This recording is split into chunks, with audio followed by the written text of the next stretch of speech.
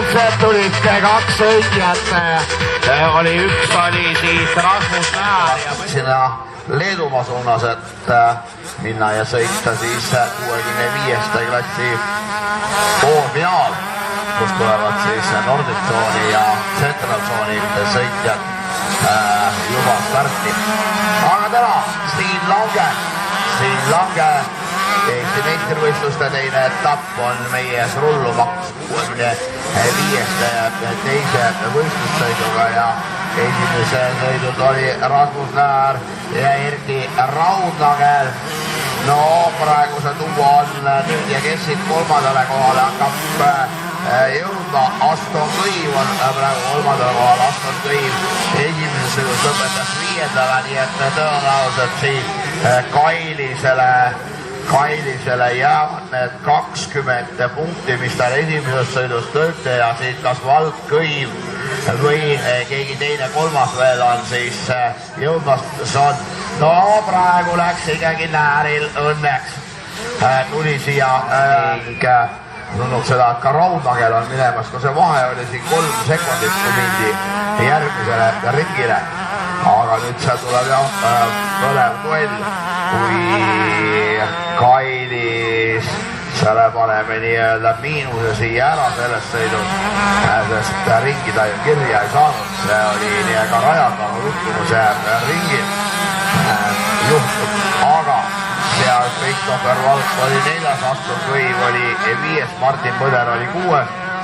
Kas on mingisugused võimalused kellelgi teisel veel korda saata midagi? No tundub, et 5 sekundit on Määri ja Raudnageli vahe. Aston Kõiv esimese sõidu 5. on praegu hoidmas 3. positsioonis kinni, mis annaks siis kokku 36 punkti. Christopher Valgul esimesest sõidust 4. 18 punkti tuleks ka 18 ja oleks 36 punkti kokku, aga Aston Kõiv kindlasti selle teise sõidu parema, kuidas suudab seda positsiooni teises sõidus hoida praegu, mis tal välja sõidetud on, siis vahed on küll siin piisavalt paigas, kui Rasmus Määr on minemas, Raudnagel on 4,9, no paneme selle siia 5-sekundiliseks vaheks, Aston Kõiv 3. 12,5 ja omakorda 7,7 sekundit Raudnagelist, Christopher Valk ja 17 sekundit liidrist ja 4,5 sekundit omakorda 3. kohal olevast Aston Kõivust, nii et 6. kohal olevast Vinnakust ning 8. kohale 659 Lars Kallikorv, siis 1,8 sekundit omakorda 7. kohal olevalt Miiklik ja Sepust ja Ruben Tees 10.